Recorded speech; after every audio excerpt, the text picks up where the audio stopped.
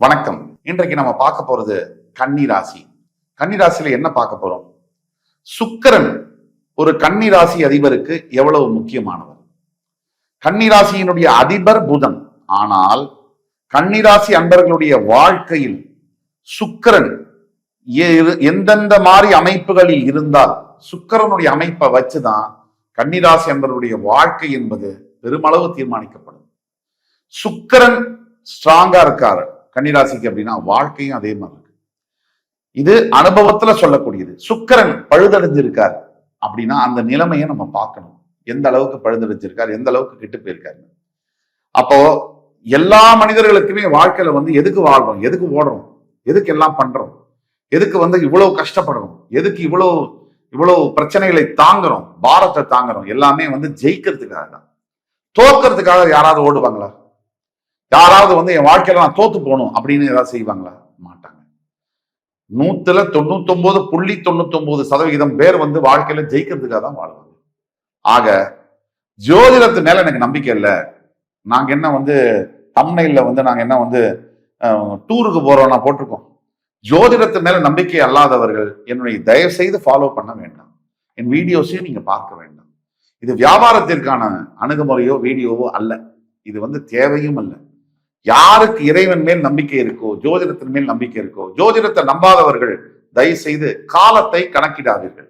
இன்னைக்கு இந்த கிழமை, இன்னைக்கு இவ்வளவு மாசம்லாம் நீங்க பேசவே கூடாது. காரணம், இது எல்லாமே கிரகத்தோட அடிப்படையில் தான். 7 கிரகங்கள் தான் 7 நாட்கள், 12 ராசிகள் தான் 12 மாதங்கள். அதனால நீங்க காலத்தை இனிமே கணக்கிடக்கூடாது. காலத்தை நாளைக்கு அடுத்த வாரம் வரேன் அப்படிலாம் பேசவே கூடாது. நீங்க அதுல இருந்து விலகி நிற்கணும். அப்ப நீங்க ஜோதிடத்தை நம்பாம இருங்க. ஏன் இதெல்லாம் சொல்றோம் அப்படின்னா, பல பேருக்கு நம்பிக்கை இல்லாமல் தேவையில்லாத வதந்திகளையும் தேவையில்லாத விஷயங்களையும் ஆன்மீகம் சம்பந்தப்பட்டவர்களுக்கு, ஆன்மீகத்தை ஃபாலோ பண்ணக்கூடியவர்களுக்கு அதை அந்த கமெண்ட்ஸ்ல எழுதுறது, இது தேவையில்லாத வேலை. அதை பத்தி அப்புறமா பேசுவோம். இப்போ கன்னிராசி என்பவர்களுக்கு முக்கியமா வாழ்க்கையில் ஜெயிக்கணுமா, இல்ல நீங்க ஜெயிப்பீங்களா, எல்லாம் சரியாயிடுமா, பெரிய லெவல்ல நம்ம வருவோமா, இந்த டவுட் இல்லாதவங்க இருப்பாங்களா கன்னிராசியில? நம்மளாம் பெரிய லெவல்ல சாதிப்போமா, நமக்கெல்லாம் லைஃப் இவ்வளவுதானா, இப்படிதான் போயிடுமா அப்படின்ற கேள்வி இருக்கக்கூடிய எல்லா கன்னிராசினியர்களும் இந்த வீடியோவை பாருங்க. உங்களுக்கு சமர்ப்பணம். உங்களுடைய ஃபேமிலியில, ஃப்ரெண்ட்ஸ்ல, ரிலேட்டிவ்ஸ்ல யாராவது கன்னிராசி இருந்தாங்கன்னா ஃபார்வர்ட் பண்ணுங்க. கன்னிராசினியர்களுக்கு சுக்கிரன் என்பவர் மிக முக்கியம். உங்கள் வெற்றியை தீர்மானிக்கக்கூடியவர்.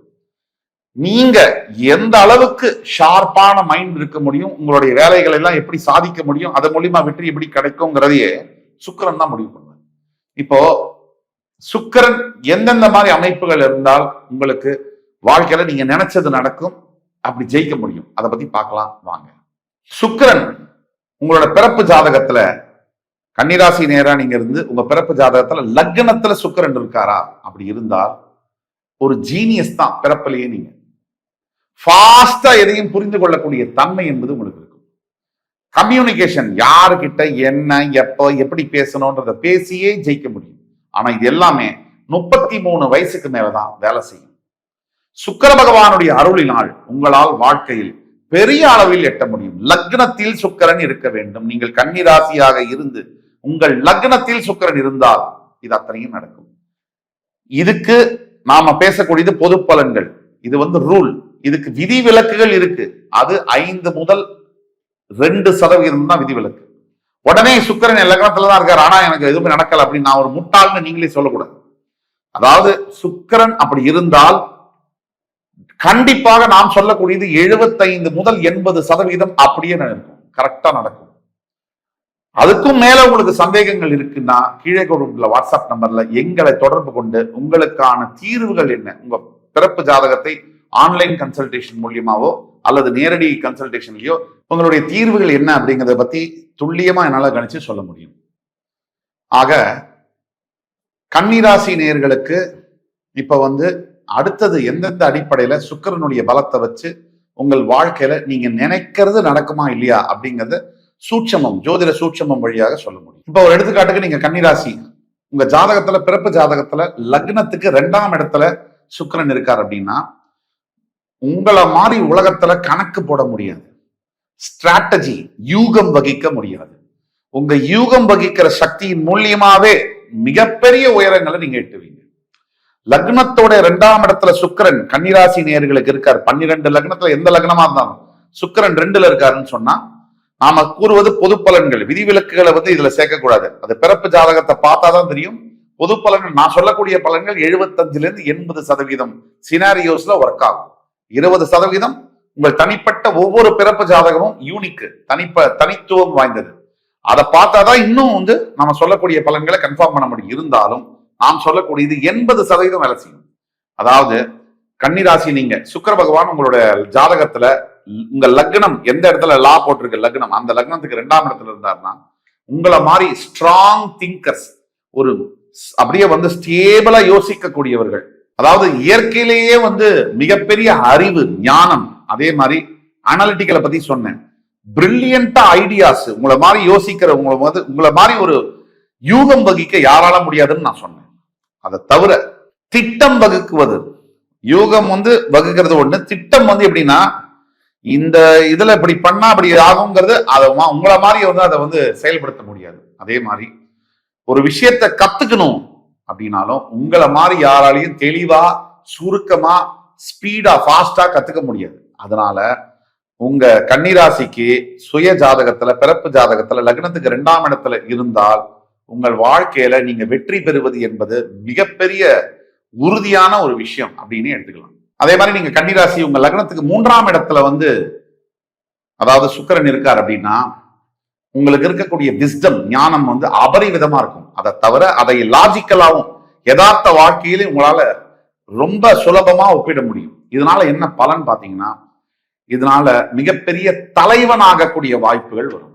அரசியல்லையும் சரி, எந்த துறையில நீங்க இருக்கீங்களோ அந்த துறையில பெரிய தலைவனாக வரக்கூடிய வாய்ப்புகள் இருக்கும். உங்களை பார்த்து ஆயிரக்கணக்கான பேர் பின்பற்றக்கூடிய நிலைமைக்கு நீங்க வருவீங்க. நீங்க கன்னிராசி சுய ஜாதகத்துல லக்னத்துல இருந்து 3ஆம் இடத்துல சுக்கிரன் இருந்தால் இது அத்தனையும் நடக்கும். அல்லது மிகப்பெரிய ஒரு அரசாங்கத்துக்கே அட்வைஸ் பண்றது, புத்திமதி சொல்றது, இந்த இடத்துல இந்த டைரக்ஷன்ல போங்க, இப்படி திட்டம் வகுங்கன்னு சொல்லக்கூடியதோ, அல்லது பவர்ஃபுல்லான ஒரு பொசிஷன்ல இருக்கிறது, மிகப்பெரிய ஆளுமை தன்மை அதிகாரமுடைய பதவிகளை அலங்கரிப்பது, இதெல்லாம் கன்னிராசியா நீங்க இருந்து எந்த லக்னமாக இருந்தாலும் அந்த லக்னத்துடைய 3ஆம் பாவத்தில் சுக்கிரன் இருந்தால் இதெல்லாம் உங்களுக்கு கிட்டத்தட்ட 80% சாத்தியம். அதே மாதிரி நீங்க கன்னிராசியா இருக்கீங்க, உங்க லக்னத்திலிருந்து 4ஆம் இடத்தில் சுக்கிரன் இருந்தால் மீடியா துறை, நடிப்புத்துறை, கலைகள்ல மற்றும் இல்லாம இன்னோவேட்டிவ் திங்கிங், படைப்பாளியாக இருப்பீர்கள். கிரியேட்டிவ் திங்கிங், உங்களை மாதிரி ஒரு கதை எழுதுவதோ அல்லது 64 கலைகள்ல இசை பாடுவதோ நடனம் ஆடுவதோ, உங்களை மாதிரி ஒரு என்டர்டெயின்மெண்ட் கலைத்துறையிலேயோ அல்லது மிகப்பெரிய அளவிலான வணிகத்துறையிலோ உங்களை மாதிரி ஷைன் பண்ண முடியாது. அந்த அளவுக்கு வாழ்க்கையில உயரக்கூடிய நிலைமைகள் நிச்சயம் நடக்கும். இது 38 வயசுக்கு பிறகுதான் இந்த யோகங்கள் உங்களை சேரும். நீங்க கன்னிராசி உங்க லக்னத்திலிருந்து 4ஆம் இடத்துல சுக்கிரன் இருந்தால் நான் சொன்ன அத்தனையும் நடக்கும். இது எப்படின்னா சடனா மாறும் லைஃப். இப்ப நீங்க சாதாரணமா இருந்திருக்கிறது போய் சடனா திடீர்னு வாழ்க்கையில பெரிய மாற்றங்கள் வரும். அதுதான் இதுல முக்கியமான விஷயம். இப்ப நீங்க கன்னிராசியா இருக்கீங்க, உங்க பிறப்பு ஜாதகத்துல லக்னத்தின் 5ஆம் இடத்துல சுக்கிரன் இருந்தாருன்னா உங்களை மாதிரி நீங்க எந்த பிசினஸ் பண்ணாலும் உங்களை மாதிரி பிசினஸ்ல ஜெயிக்க முடியாது. நீங்க வியாபாரம் தான் உங்களுக்கு சூட் ஆகும். வேலை செய்யறதை விட சுய தொழில், சொந்த தொழில் தான் உங்களுக்கு பொருந்தும். அதே மாதிரி நீங்க எந்த தொழிலை செய்தாலும் அந்த தொழில டாப் 3ல வரக்கூடிய யோகங்கள் சுக்கிர பகவான் கொண்டு உங்கள்கிட்ட சேர்ப்பார். அதே மாதிரி உங்களுடைய உழைப்பு மட்டுமல்ல, உங்களுடைய அந்த ஆளுமை தன்மை என்பது, அதாவது ஒரு விஷயத்தை எப்படி அணுகணும், அந்த பிசினஸ்ல ப்ராப்ளம் வந்தா, எல்லா வியாபாரமும் பிரச்சனை வராத வரைக்கும் எல்லாரும் வியாபாரம் பண்ணலாம். பிரச்சனை வந்தா அந்த பிரச்சனையை யார் எப்படி சமாளிக்கிறாங்கன்றத பொறுத்துதான் நீங்க சாதாரண ஹோட்டலா, இல்ல அடையாறு ஆனந்த பவனா, இல்ல நீங்க சாதாரண ஒரு நபரா, அல்லது வெற்றி பெற்ற டாடா நிறுவனமா.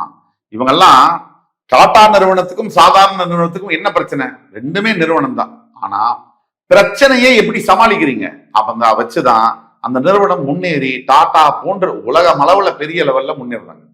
பிரச்சனையை சமாளிக்க முடியாதவங்க டாடா காமிச்சிட்டு போயிடுறாங்க. இவ்வளவுதான் டிஃபரன்ஸ். ஸோ இதுதான் உங்களுக்கு சுக்கிரன் தரக்கூடிய யோகம். நீங்க கன்னிராசி பிறப்பு ஜாதகத்துல லக்னத்தின் 5ஆம் இடத்துல சுக்கிரன் இருக்கார் அப்படின்னா நீங்க பிறப்பிலேயே வியாபாரத்தை முன்னெடுக்க வேண்டிய ஒரு நபர். வேலை செய்து முன்னேற்றம் பெரிய அளவுல பார்க்க முடியாது. ஆனா சொந்த தொழில் செய்து மிகப்பெரிய உயரங்களை சுலபமாக எட்ட முடியும். அதே மாதிரி நான் சொன்ன மாதிரி பப்ளிக் ஸ்பீக்கிங் என்று சொல்லக்கூடிய ஒரு மிகப்பெரிய ஒரு கிரௌட வந்து உங்க பேச்சாற்றலால உங்களால வந்து அதை கையாள முடியும். அந்த திறமையும் உங்களுக்கு உண்டு. அப்போ பப்ளிக் ஸ்பீக்கிங் போன்ற பொது பேச்சாளராக, பட்டிமன்ற பேச்சாளராக பரிமளிக்க முடியும். அல்லது எந்த தொழிலை நீங்கள் முன்னெடுத்தாலும் மிகப்பெரிய அளவில் சாதனைகளை பண்ண முடியும். கரியர்ல தான் நீங்க எக்ஸலண்டா அட்வான்ஸ்மெண்ட் பண்ண முடியும். இது கன்னிராசிக்காரர்கள் பிறப்பில லக்னத்துல 5ஆம் பாவத்துல சுக்கிரன் இருந்தால், பிறப்பு ஜாதகத்துல. அதே மாதிரி நீங்க பிறப்புல கன்னிராசி, உங்கள் ஜாதகத்துல பிறப்பு ஜாதகத்துல லக்னத்திலிருந்து 10ஆம் இடத்தில் சுக்கிரன் இருந்தால் எழுதி வைத்துக் கொள்ளலாம், நீங்க மிகப்பெரிய கலைஞனாக உருவெடுப்பீர்கள். அது மட்டும் இல்ல, உலக அளவுல உங்களோட வியாபாரம் எக்ஸ்போர்ட்ஸ் அண்ட் இம்போர்ட்ஸ் பண்ணக்கூடிய அளவுல பல 1000 கோடி அதிபதினு சொல்றோம். அது எல்லாருக்கும் அந்த யோகங்கள் வருவதில்லை. 1000 கோடி அதிபதியா அப்படின்னா நமக்கெல்லாம் 1 கோடிக்கு அப்புறமே எத்தனை சைபர் இருக்குன்னு தெரியாது. 100 கோடியை தாண்டி 500 கோடியை தாண்டி 1000 கோடி அப்படின்னா சொன்னாலே பயமா இருக்கு. 1000 கோடிக்கு அதிபதியாகிறதுக்கு எவ்வளவு யோகம் இருக்கணும் பிறப்பிலேயே. அந்த யோகங்கள் வந்து சேரும். கன்னிராசியாக இருந்து உங்கள் ஜாதகத்தில் லக்னத்தின் 10ஆம் இடத்தில் சுக்கிரன் இருந்தால் உங்களை வெல்ல இன்னொருவர் பிறந்துதான் வர வேண்டும். ஆக இப்போ நம்ம பேசுனதெல்லாம் நிறைய பேசியிருக்கோம். கன்னிராசி நேயர்களுக்கு எந்தெந்த சூழ்நிலைகளில் வாழ்க்கையில ரொம்ப முக்கியமான விஷயம், நம்ம நினைச்சது நடக்குமா, நம்ம நினைச்சதை சாதிக்க முடியுமா. நமக்கு 1000 பிரச்சனைகள் இருக்கு, சிக்கல்கள், தடைகள் இருக்கு. ஆனா இதையெல்லாம் தாண்டி நம்ம வாழ்க்கை என்னைக்காவது மாறுமா இல்லையா, நாமளும் முன்னேறி பெரிய லெவல்ல வருவோமா இல்லையா, அந்த கேள்விக்கான பதில் தான் இது வரைக்கும் ஒரு சில அமைப்புகள்ல நம்ம பேசியிருக்கோம். நாம என்னதான் சொல்லியிருந்தாலும் நாம சொன்னதெல்லாம் 75 முதல் 80% வேலை செய்யும். உங்கள் பிறப்பு ஜாதகத்துல உங்களுக்கு வாழ்க்கையில அப்படிப்பட்ட யோகம் இருக்கிறதா இல்லையா அப்படிங்கிறது தெரியணும்னா கீழே கொடுக்கப்பட்டுள்ள வாட்ஸ்அப் நம்பர்ல எங்களை கான்டாக்ட் பண்ணி ஒன்னு ஆன்லைன் கன்சல்டேஷனோ இல்ல நேர்ல கன்சல்டேஷனோ புக் பண்ணி நீங்க கேட்டீங்கன்னா உங்களுக்கான ஜாதகத்தை பார்த்து துல்லியமான ப்ரெடிக்ஷன்ஸ் கணித்து தர காத்து கொண்டிருக்கிறேன் என்று கூறி அனைத்து கன்னிராசி நேயர்களுக்கும் இந்த எபிசோட் பிடிச்சிருக்கும்னு நம்பி அடுத்து வர எபிசோட்ஸ் வர வரைக்கும் உங்களிடம் விடைபெறுவது உங்கள் சுபாஷ் பாலகிருஷ்ணன். நன்றி, வணக்கம், வாழ்க வளமுடன்.